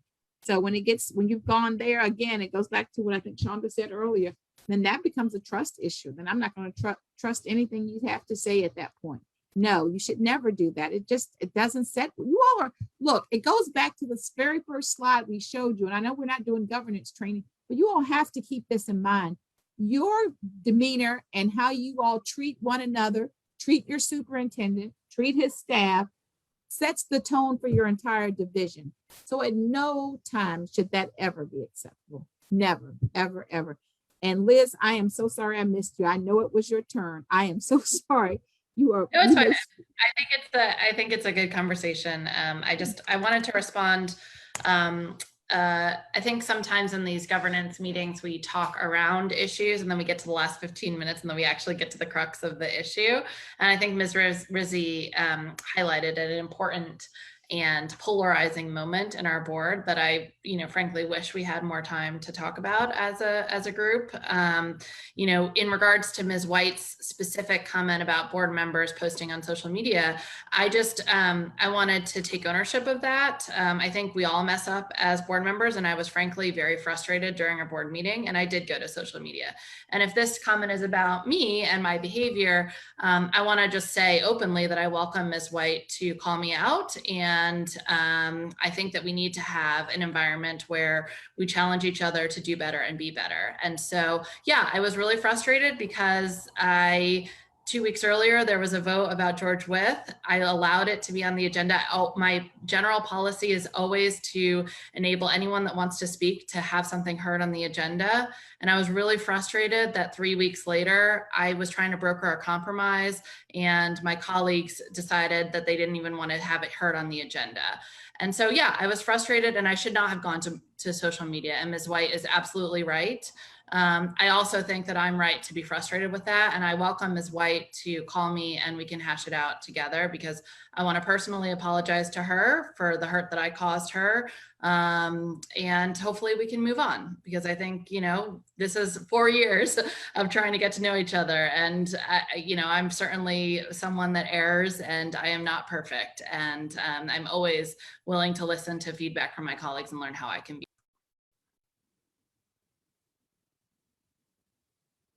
Are you still there, Liz? Did you hear me? Any of that? Yeah, I did. At the very end, you cut off a little bit. I just said we're all human and I'm willing to learn how I can do better and be better. Okay. Dr. Muhammad has a great point. This is the third time we've tried to get these norms done. We have 9 minutes. This is great comment. We can't. Y'all got 9 minutes and there are like 10 people wanting to speak right now. And unless it has to do with the norm, we've got to keep going. So I mean, are you all willing to stay here past 7? If not, and Shonda's saying she has to leave at 7. Mm-hmm. Thank you, Shonda. Sure. Mariah's saying she needs to speak. Dawn, Kenya, Liz also has to stop at 7. I am telling you, we have got to get these norms done today. So you all make a choice. We've got to get these norms done. I'm going to put mine in the chat. Thank you. Gina, will we have enough if a few have to drop off to stay on? I think Nope. it's 100% attendance. Everybody has to be here. this one? BDO Okay. and BDO is here. It has to be 100%. So can we continue to go or not? Continue to go. I think we can continue to go and use the chat box. Let's do this, y'all. We can do it. We can do it. All right. All right. How, when, and whom to notify about visiting school sites. Your current norm says, I can't see whoever. All right. School board members should contact the superintendent prior to visiting school sites. Board members must check in at the office upon arrival. Are you all good with that?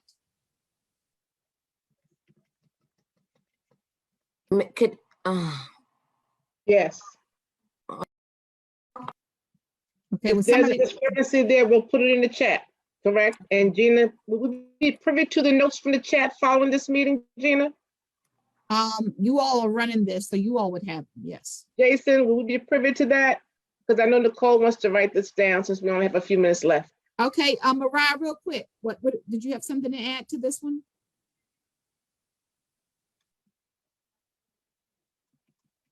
Yes, I did. I would like, I'm sorry, I wrote mine down. I would like for it to say that school boards should also contact the principal and follow up with the superintendent before arriving at the school. Okay, well, I would assume that if you all contact the superintendent more than likely is going to contact the principal to let them know you're coming. And someone just said, what if you were invited? If you were invited, that's a totally different thing, Stephanie. If you're invited, you go, because the superintendent would have had prior knowledge of that anyway, if you were invited by the principal or someone else at the school, so you'd be fine. Kenya says she would like to speak, so we have not heard from Kenya this evening. So Kenya, did you have something related to this normal protocol? Yes, my internet connection's been a bit iffy today, but That's okay. ultimately, I mean, I feel like in this meeting, the main thing to really address I think has a lot to do with the length of the meeting, and I think whatever, timing for board members, but I think that timing for the actual presentations is also a big factor in terms of how long the meetings go. But as far as the remaining items that we have on this agenda, from my standpoint, we haven't really had an issue with them. And so, I'm fine to keep them as is and wrap it up. I also have the hard stop at 7. Thank you. All right, and Shonda said, yes, go through the superintendent. And as someone stated, if the superintendent knows, believe me, the principal will know. So, all right, next one, how, when, and whom to notify about attending school events. So this is concerts, sporting events, and this is just a standard one. School board members are encouraged. You should want to go to concerts, sporting events, and all of that. So, so that one is just a given. That's something you want to be encouraged to do as many events outside of the day as you can for the school division, because it's part of your job is to promote the school division as a part of the board member, to talk about the good things, to be there to show your face when the good things are going on in your school division. All right, expectation for participation in professional development. It says school board members are encouraged to participate in professional development. The school board will work toward a board of distinction. Toward being a board of distinction. Is that satisfactory?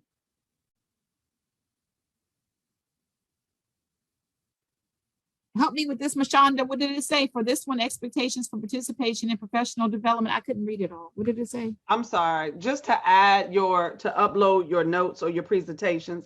And our chair, she does remind us, but I think you all may not agree. I was trying to just use the chat, but to upload it in the specific place in a timely manner. Okay. That's all, just to remind us to put it there, because life gets in the way, and sometimes we may forget to put it there, but. Okay, that's a great point. All right, expectation for participation in, I guess, your meetings and conferences. It says your school board member meetings. I can't see that. I guess it's cut off. It says school board members are expected to attend board meetings. I mean, that's a given. Anyone have an issue with that one? Okay. When and how the board evaluates the superintendent. It says the school board evaluates the superintendent annually unless other specifications are required per contract. Are you all good with that language?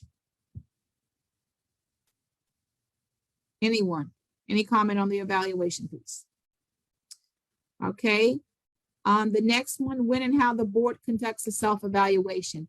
It says the school board will evaluate itself once per year. Madam Chair, does that actually take place yearly? Do you all do a board self-evaluation?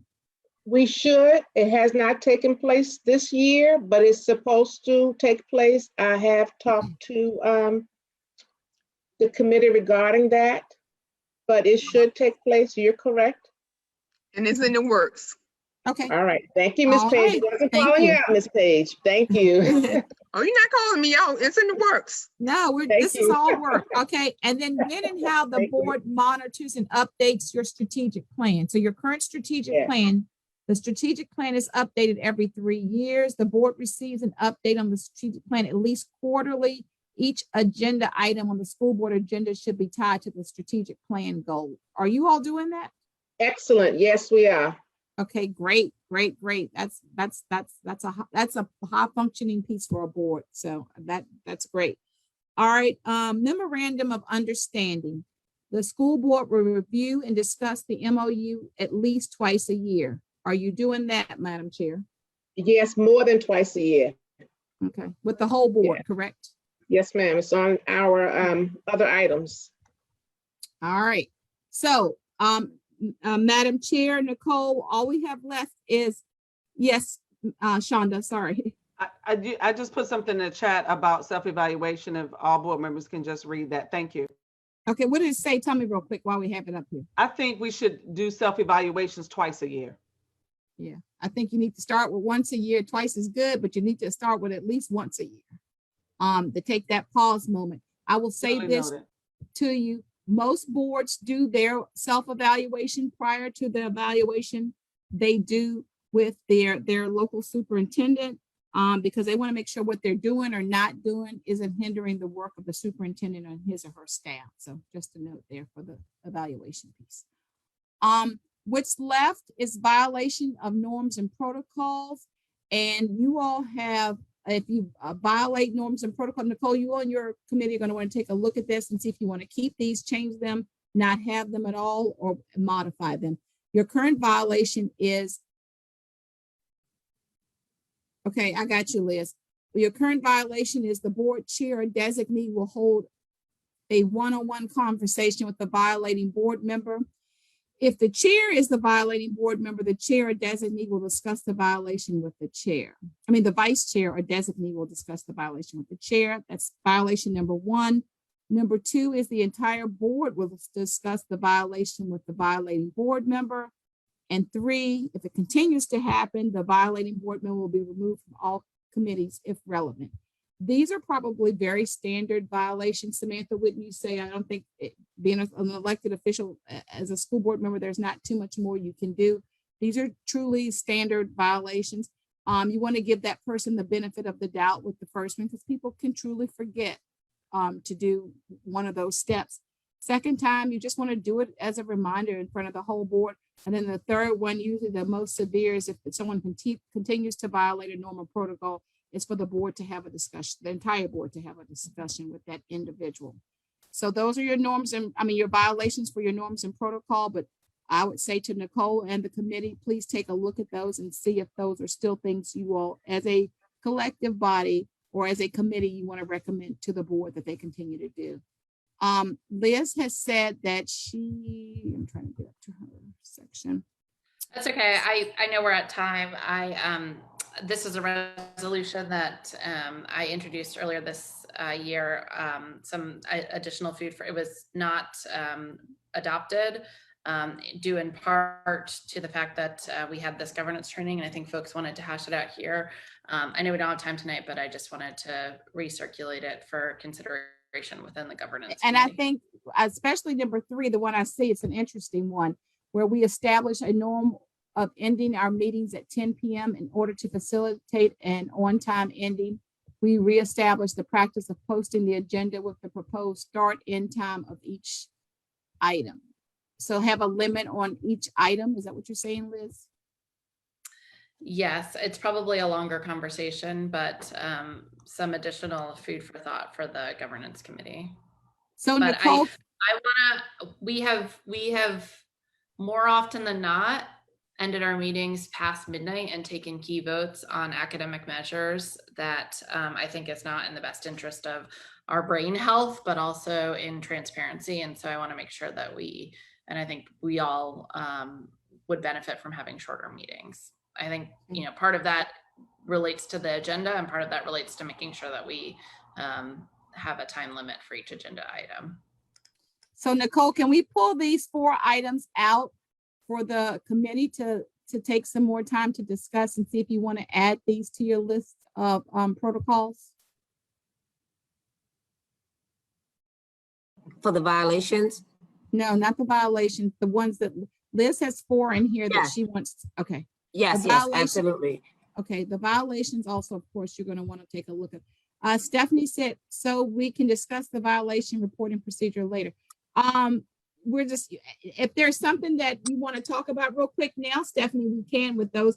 We've highlighted those because we want your committee to also take a look at those as they finalize this document for recommendation. Yeah, I think as they work on them, I just, would suggest that we outline a policy for how violations are reported so that it's a fair process. Oh, that's a great point. That's a great point.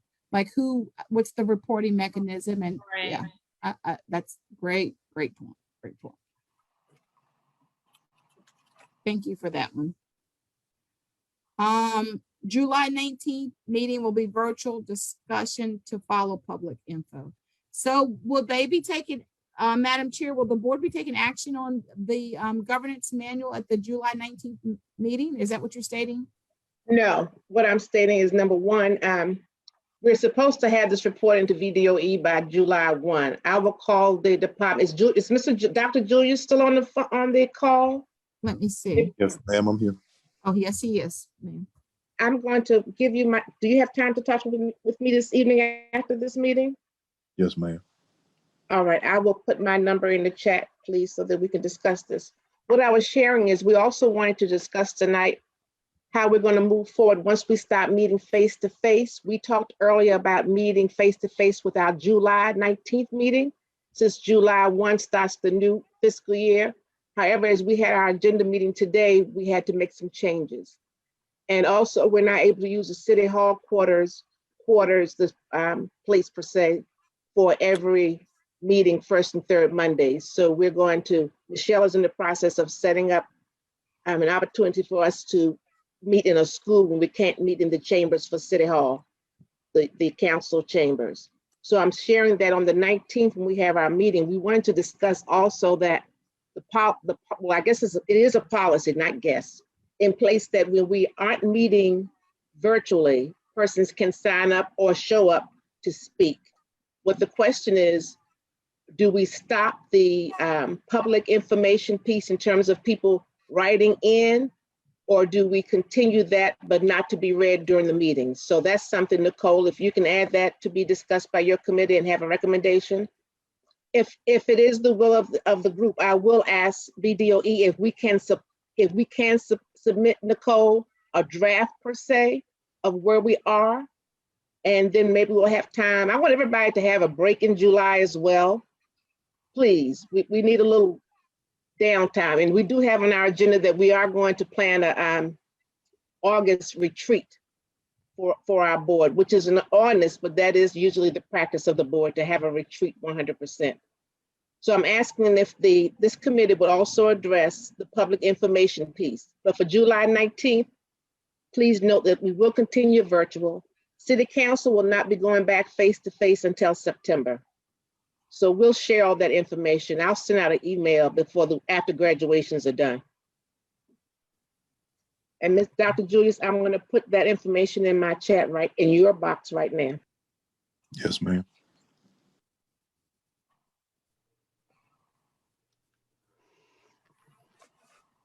Madam Chair, may I be excused? Will we get in trouble if I log off now? I do not want to cause any issues with BDOE if I have to log off. I think we all are getting ready to log off. Okay. So is that in agreement, Gina? Ms. Patterson? Yes. And all right. We're all getting ready to log off. Don't go out yet though, because I need to put my phone number for Dr. Julius. Okay. Thank you, Dr. Harris, Mom. Thank you. Thank you to everyone so much. It's been a busy time, and I appreciate so much your being candid. And as we move forward, we would like to continue this type of conversation during our retreat. And Ms. Patterson, I'll get with you on dates to be able to help us out with that as well. Okay, you all have a good evening. Thanks for all your participation today. Thank you. See you all in the morning. Good Bye-bye. night. Yeah, graduations. That's right. Thank you. Thank you. Good night. Bye-bye. Dr. Julius, did you get that? Dr. Hamlin? I'm checking it as we speak. If not, I'll just say it out loud. It's public information. I got it. I'm good to go. All right. Thank you. Thank you so much. Good night, everyone. Thank you all.